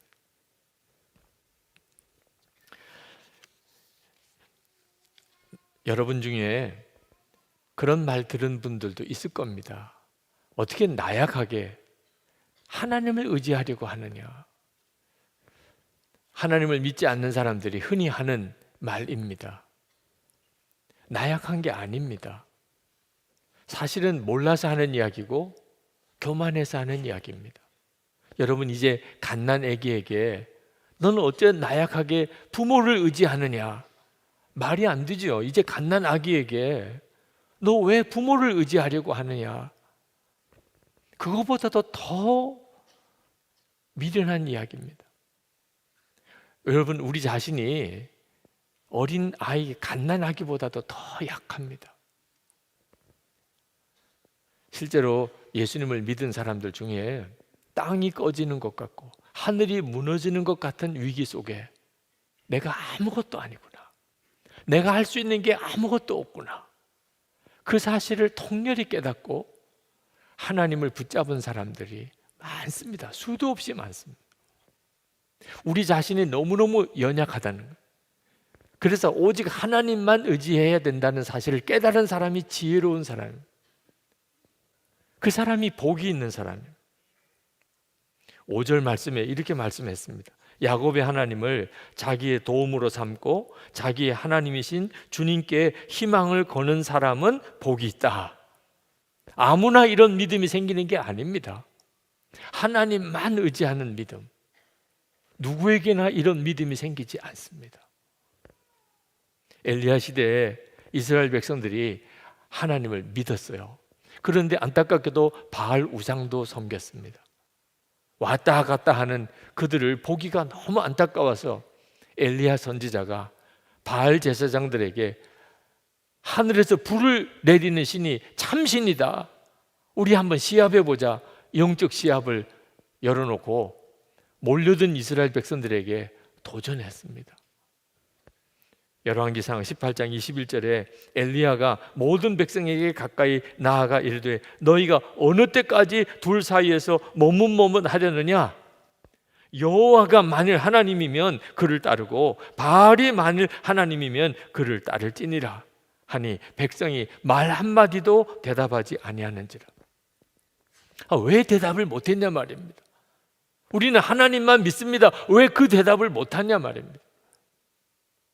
지금도 하나님을 믿는다는 많은 성도들 중에 나는 하나님만 믿습니다. 나는 세상 그 어느 것도 의지하지 않고 나는 하나님만 의지합니다. 이 대답 한마디 제대로 못하는 사람이 많습니다. 여러분은 나는 사람 의지하지 않고 그 어떤 것도 내가 바라지 않고 나는 하나님만 의지합니다. 이렇게 고백하고 사십니까? 언제 한번 그런 고백을 해보신 기억이 있습니까? 여러분 혹시 하나님 외에 따로 믿고 의지하는 대상이 혹 있으신 분들 빨리 정리하셔야 합니다. 그것 때문에 결국은 무너지는 겁니다. 그것 때문에 실망하고 좌절하고 낙심하고 방황하는 겁니다. 하나님이 정말 믿고 의지할 만큼 그런 하나님인지 내가 실제로 체험을 못했으니 그런 거 아닙니까? 여러분 성경책이 있지 않습니까? 여러분 집에 적어도 한두 권씩은 다 있으실 겁니다. 이 성경책은 성경에 있는 말씀을 읽으라고 주신 것입니다. 여러분이 성경책을 펴서 읽기 시작하면 천지를 지으신 하나님, 진짜 우리가 믿을 대상이 되시는 하나님, 지금도 살아계신 하나님, 우리를 사랑하시는 하나님에 대한 증언이 계속 나옵니다. 성경 말씀만 읽기 시작해도 하나님만 의지하는 것에 대해서 우리 속에 역사가 일어납니다. 여러분 진리를 결론 삼는 신앙이 있어야 합니다. 이것은 제가 부끄럽게도 그러지 못한 삶을 살면서 깨달은 것입니다. 저는 목사가 되고도 보이지 않는 하나님보다 보이는 저희 아버님 목사님이 더 의지가 되었었습니다. 저 자신이 그걸 깨닫지 못했어요. 내가 진짜 하나님만 의지하고 살지 못하고 있다는 것을 저 자신이 몰랐어요. 하나님께서 저에게 깨우쳐 주셔야 알게 됐어요. 그날이 저에게 있어서 회심의 날입니다. 비로소 제가 하나님만 붙잡는 믿음의 눈이 뜨인 겁니다. 제가 목사가 되고 제 마음의 소원은 큰 교회 목사가 되는 것이었습니다. 그것은 하나님의 영광을 위해서 많은 사람의 영혼을 구원하기 위해서 아니었어요. 그냥 고생 안 하고 내가 목사가 되었으면 좋겠다. 고생 안 하고 싶었어요. 저희 아버님이 어렵게 목회하시는 것을 어려서부터 보면서 그게 교회가 작아서 그런 줄 알았어요. 나도 좀 큰 교회 목사가 되면 이제 고생하지 않을까 그렇게 생각하고 큰 교회 목사가 하는 대로 따라 했었습니다. 교회가 커지니까 고생이 말할 수가 없어요. 정말 너무 몰라서 큰 교회 하려고 했던 거예요. 큰 교회 어떻든지 큰 교회 교인 수가 어떻든지 많아져야 된다고 생각하며 애를 쓰고 큰 교회 목회하시는 목사님 따라 해보니까 실제로 교회는 성장을 했어요. 그렇지만 제 마음의 영혼은 더욱 피폐해져 갔어요. 이해할 수가 없었어요. 끝도 없었어요. 도대체 교인이 몇 명이 돼야 만족을 하는 겁니까? 끝도 없었어요. 계속 교만과 열등감에 널뛰게 하는 것 같았어요. 진짜를 붙잡지 못했던 거죠. 목사에게 있어서 교회를 성장시키는 것이 어찌 나쁜 목표라고 할 수 있겠습니까? 그러나 그것은 진짜를 놓치게 만든다고 한다면 그건 정말 나쁜 목표죠. 예수 그리스도였어요. 정말 붙들어야 될 분은 살아계신 주님, 그 주님을 붙잡아야 된다는 것을 저는 너무 늦게 깨달았어요.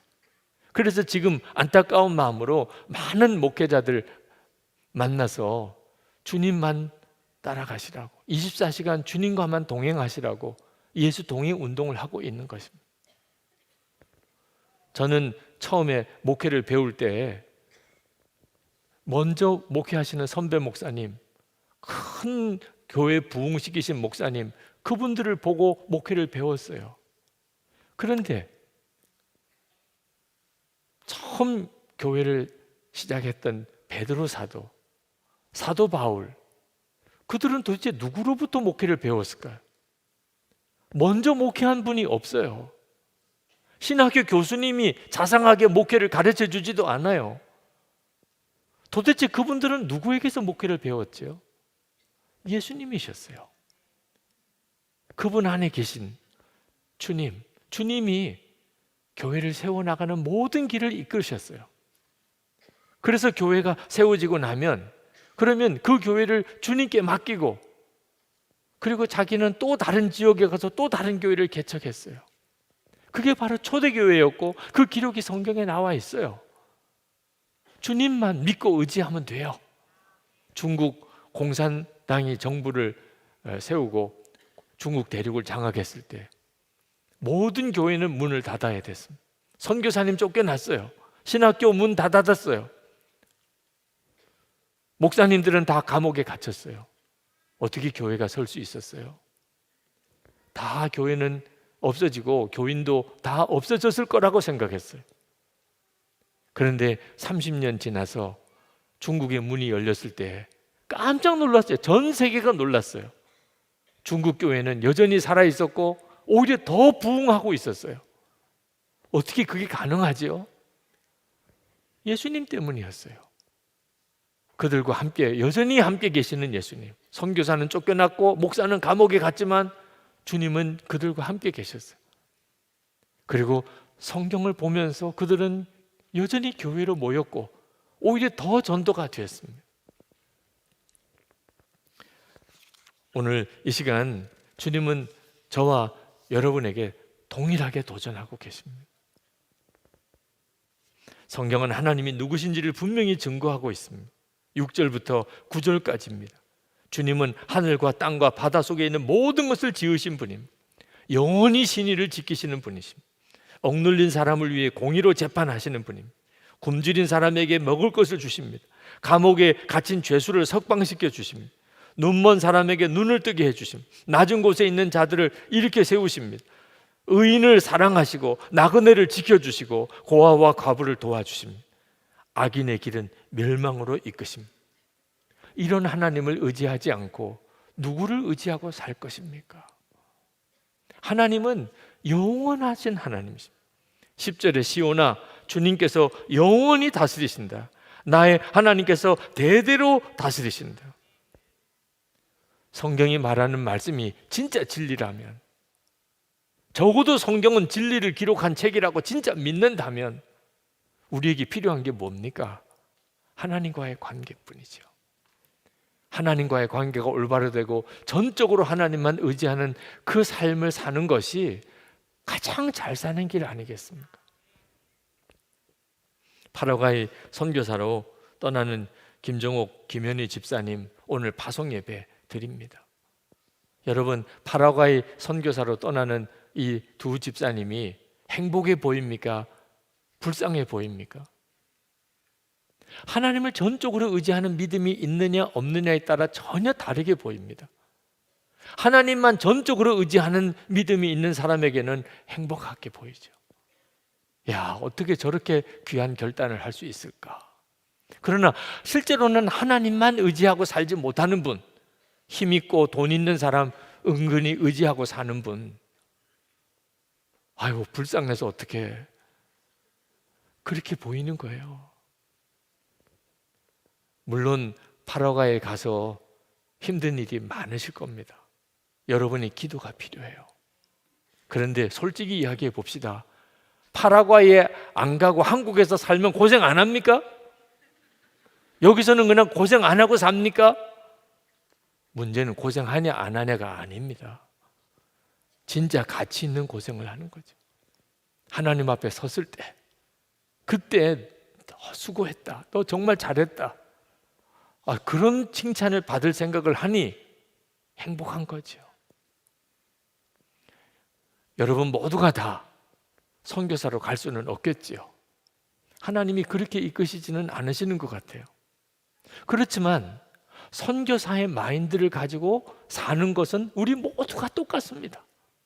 파라과이로 가든 한국에서 살든 우리는 선교사의 삶을 사는 거예요. 여러분 한번 생각을 바꾸어 보세요. 내가 한국의 선교사다. 하나님이 나는 이 한국의 선교사로 살라고 하셨다. 여러분이 그 사실을 분명하게 붙잡으면 갑자기 모든 상황이 다 달리 보입니다. 내가 파라과이로 가든 내가 한국에서 살든 나는 선교사야. 그러면 모든 게 감사하고 모든 게 다 귀합니다. 무엇보다도 하나님만 전적으로 의지하는 마음이 너무나 자연스럽게 생깁니다. 여러분이 만약에 파라과이로 선교사를 가면 어떻게 사시겠습니까? 하나님만 전적으로 의지하게 될 것입니다. 우리가 믿는 하나님은 성경책에만 기록된 하나님 아닙니다. 지금 우리 가운데 계십니다. 우리를 위해서, 저와 여러분을 위해 십자가에 죽으신 주님, 2000년 전 사건이 아닙니다. 그 주님은 지금 저와 여러분 안에 거하고 계십니다. 우리가 믿고 의지하는 하나님은 절대로 막연한 하나님이 아닙니다.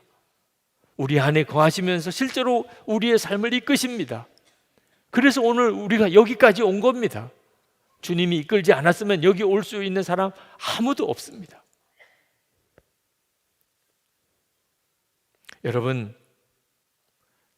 만물을 창조하신 하나님이 여러분을 사랑하시고 여러분 안에 거하신다는 것을 정말 믿게 되면, 그러면 하나님만 의지하고 살 수밖에 없잖아요. 주변에 도울 사람이 한 사람도 없습니까? 절망하지 마시기 바랍니다. 기도밖에는 할 수 있는 일이 없습니까? 슬퍼하지 마시기 바랍니다. 누구든지 다 그런 과정을 통하여 하나님만 의지하는 법을 배웠습니다. 누구나 다 그랬습니다. 다윗이 시편 23편에서 여호와는 나의 목자시니 내게 부족함이 없으리로다.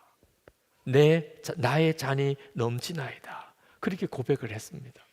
그가 진짜 하나님을 믿었기 때문에 그렇게 고백할 수 있었어요. 하나님을 정말 믿지 않는 사람은 이렇게 고백이 안 됩니다. 내게 부족함이 없으리로다. 내 잔이 넘치나이다. 이런 고백이 안 돼요. 세상적으로 볼 때는 다윗과 비교할 수 없이 그렇게 편안하고 온갖 호강, 부귀, 영화를 다 누렸던 솔로몬, 그는 마지막에 어떻게 고백했는가? 전도서 1장 2절에 헛되고 헛되며 헛되고 헛되니 모든 것이 헛되도다. 그런데 다윗은 산전수전 겪고 죽을 고비 수없이 넘겼던 사람입니다. 그런데 그 다윗은 내게 부족함이 없으리로다. 나의 잔이 넘치나이다. 진짜 황홀하죠. 하나님만 믿고 의지하는 것이 정말 엄청난 복입니다. 얼마 전에 미국의 어느 집사님이 책을 하나 출간을 하신다고 추천사를 부탁해 오셨습니다. 미국에 가서 공부해서 20년 지나면서 박사학위도 하고, 그리고 데이터 과학, 인공지능 전문가로 지금 일하고 계시는 분입니다. 그가 미국에서 신앙생활 하면서 마음속에 하나님에 대한 여러 가지 의문들, 갈등들, 그런 고민들을 하다가 답을 찾았습니다. 근데 그걸 자기만 가지고 있기에는 너무 아깝고 너무 귀해서 다른 사람들에게, 동일한 고민을 가지고 있는 사람들에게 그것을 함께 나누고 싶다고 책을 출간했습니다. 그 책 원고 속에 이런 일화가 있더라고요. 미국에서 막 박사학위 과정 참 어렵고 힘든 마지막 고비를 넘어갈 때 한국에 계신 어머니에게서부터 전화가 왔습니다. 어떻게 논문 준비는 잘 되고 있냐? 몸은 건강하냐? 많이 바쁘지? 그렇게 물으시기에 예, 바빠요. 학교, 집, 교회 밖에는 아무 데도 못 가고 공부만 하고 있어요. 그랬더니 어머니가 너무 딱하다는 듯이 말하더래요. 그렇게 바쁜데 교회는 적당히 다녀라. 하나님을 믿지 않는 그 어머니로서는 이해가 안 되죠. 그렇게 바쁜데, 그런데 교회는 왜 나가냐? 뭐라고 전화로 다 설명할 수가 없어서 예, 그러고 전화를 끊고 난 다음에 생각했답니다. 바쁜데 교회는 좀 적당히 나가라. 하나님을 믿지 않는 어머니니까 이해할 수 없었어요. 그런데 그 집사님은 하나님을 믿는 힘으로 자기가 지금 공부하고 있는 거예요. 그 힘들고 어려운 박사 논문을 쓰는 중에 자기 삶의 에너지, 열정을 부어주시는 분이 하나님이셨어요. 그리고 자기 영혼의 쉼을 얻을 수 있는 자리가 하나님의 품이었어요. 성경 말씀이 매일매일의 나침반이었고, 하나님을 믿음으로 왜 공부해야 되는지, 왜 박사가 되어야 되는지 목적이 분명해졌고, 기도함으로 자기 능력이 아닌 하나님의 능력으로 공부할 수 있었다고 고백했어요. 하나님만 전적으로 의지하는 것은 우리 인생의 가장 큰 지혜예요. 저도 지난날 돌아보면 앞날이 캄캄했던 때가 있었습니다. 아무도 나를 도와주는 사람이 없었어요. 문제를 해결할 방법이 나에게는 아무것도 없었어요.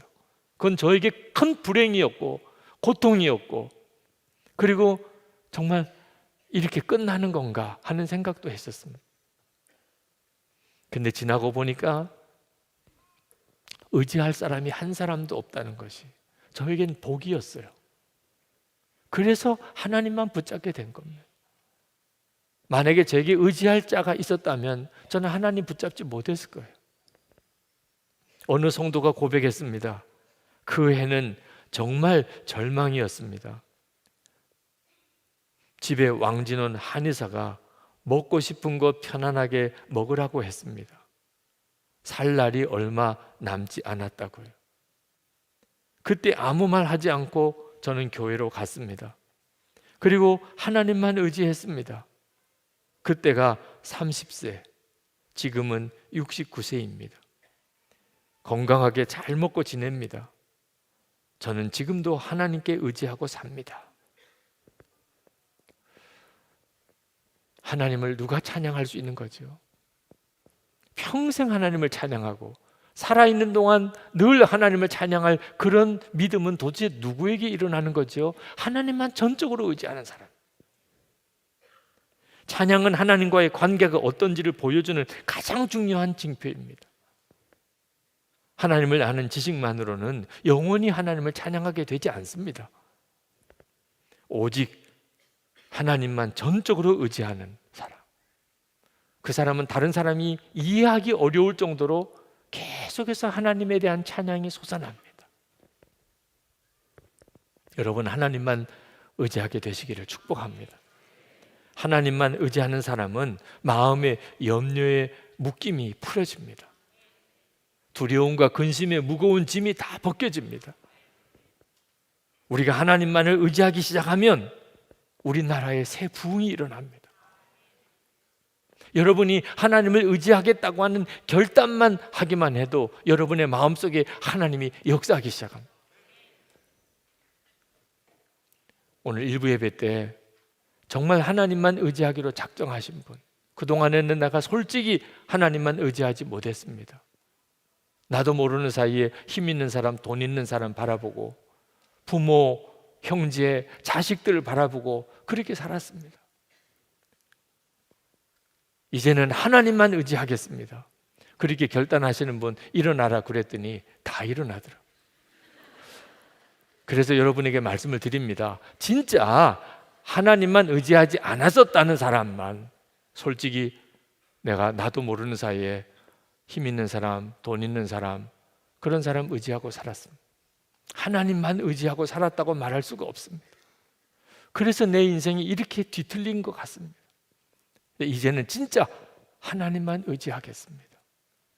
그런 분만 일어나시기 바랍니다. 한 10사람 있을까 싶은 생각이 듭니다. 정말 하나님, 주님은 다 아시잖아요. 제가 하나님만 의지했느냐? 솔직히 그 답을 할 수가 없습니다.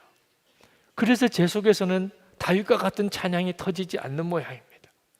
이제는 진짜 정말 그렇게 해보겠습니다. 사람은 내가 받은 복을 흘려보내는 대상이지, 내가 그 사람을 의지해서 뭔가 도움을 받을 존재가 아니라는 사실을 주님 이제 고백합니다. 어떤 사람이든지 저는 그 사람에게 내가 누리는 복을 흘려보내는 사람이 되겠습니다. 하나님만 의지하며 그렇게 평생을 주님을 찬양하며 살아보겠습니다. 그런 분들은 일어나셔서 기도하시기 바랍니다. 여러분의 마음의 결심만으로도 주님은 여러분 속에 역사하게 되실 것입니다. 우리 다 같이 기도하겠습니다. 주님만 의지하기 원합니다. 평생 주님만 찬양하며 사는 자가 되기를 원합니다. 주여 저를 붙잡아 주시옵소서. 기도하십시다. 은혜와 사랑이 충만하신 하나님, 놀라우신 하나님의 은혜를 감사합니다. 오늘도 주님의 은혜 안에 사랑하는 성도들을 이렇게 세웠습니다. 하나님만 전적으로 의지하고 주님만 믿습니다.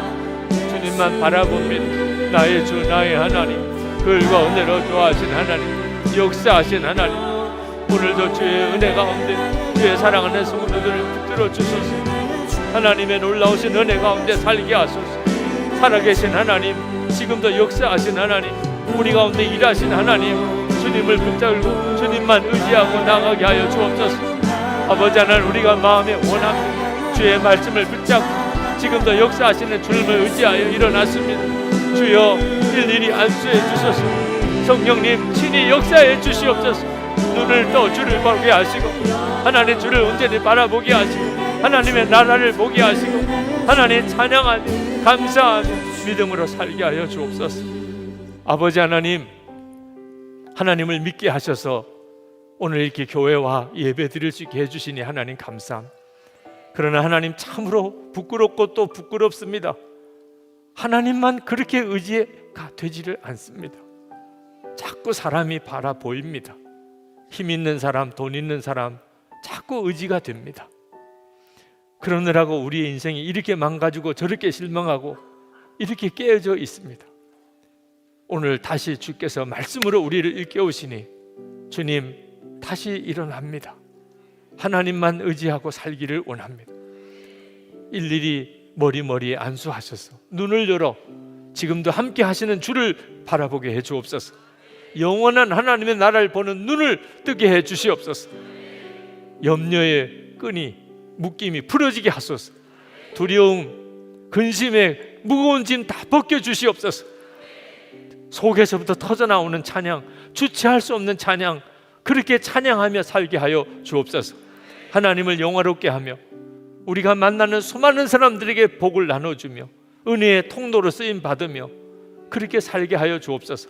사람들이 다 힘들다 어렵다 죽겠다고 하는 때에 하나님 우리를 사용하셔서 위로자가 되게 해주시고 하나님 은혜를 공급하게 하시고 먹을 것을 공급하게 하시고 도울 힘이 우리에게 있게 하여 주옵소서. 오늘도 예배하고 하나님 앞에 나와 사랑과 감사를 담아 헌금을 주께 봉헌해 드립니다. 하나님, 주님을 정말 사랑합니다. 정말 주님을 믿습니다. 하나님 기뻐하는 뜻대로 살기를 원합니다. 온전한 12일조의 생활을 하기 원합니다. 감사의 삶을 살기 원합니다. 건축 헌금, 선교 헌금, 우리의 마음에 감동을 주시는 대로 감당하기를 원합니다. 하나님, 성도들의 헌신, 믿음, 고백, 감사를 받으소서. 그리고 주께서 복을 주셔서 세상에 사는 동안 정말 소금처럼 빛처럼 주위에 있는 모든 사람들에게 든든한 의지가 되어지는 존재로 그렇게 우리를 사용하여 주옵소서. 우리가 사회에 나가 세상에 나가 하나님의 살아계심의 증인 되기를 원합니다. 하나님 저희 가정을 은혜로 붙들어 주시고 우리의 자녀들 책임져 주시고 성도들이 기업에 복을 주소서. 하나님 북한에 있는 주민들 참 불쌍하고 딱합니다. 속히 복음으로 통일되게 하시고 북한 주민들에게도 진정한 자유를 주소서. 김국기 목사님, 김종욱 목사님, 최충길 선교사님, 장문석 집사님, 날씨가 추워지는 때 저들에게 속히 자유를 주소서. 이제는 석방의 소식을 들려주소서. 선교사님들 하나님의 손에 부탁합니다. 오직 주님만 의지하고 바라고 나갔습니다. 선교사님의 영육간의 건강을 지키시고 가정을 지켜주시고 그 사역에 하나님이 기름 부음을 더하여 주옵소서. 우리 주 예수 그리스도 이름으로 간절히 기도합나이다. 아멘. 시편 마지막까지 우리 꼭 부르고 싶은 찬송을 같이 부르기를 원합니다. 우리 다 일어나셔서 이 찬양을 같이 하십시다.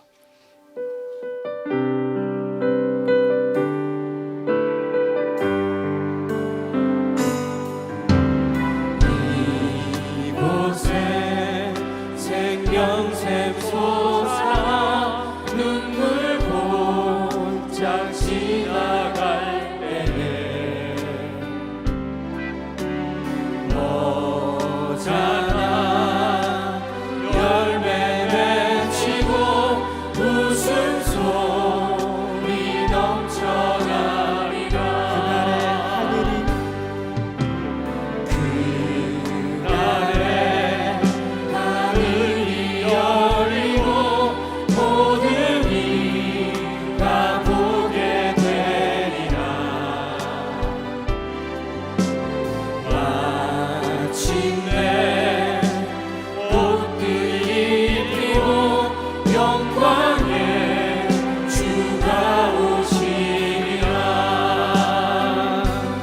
꽃들도 구름도 바람도 넓은 바다도 찬양하라 찬양하라 예수를. 하늘을 울리며 노래할 영혼아 은혜의 주 은혜의 주 은혜의 주. 구름도 꽃들도 구름도 바람도 넓은 바다도 찬양하라 찬양하라 예수를. 하늘을 울리며 노래할 영혼아 은혜의 주 은혜의 주 은혜의 주. 주 예수님의 은혜와 하나님의 사랑하심과 성령의 교통하심이 예배하고 돌아가는 모든 성도들과 함께 하시기를 축원하옵나이다. 아멘.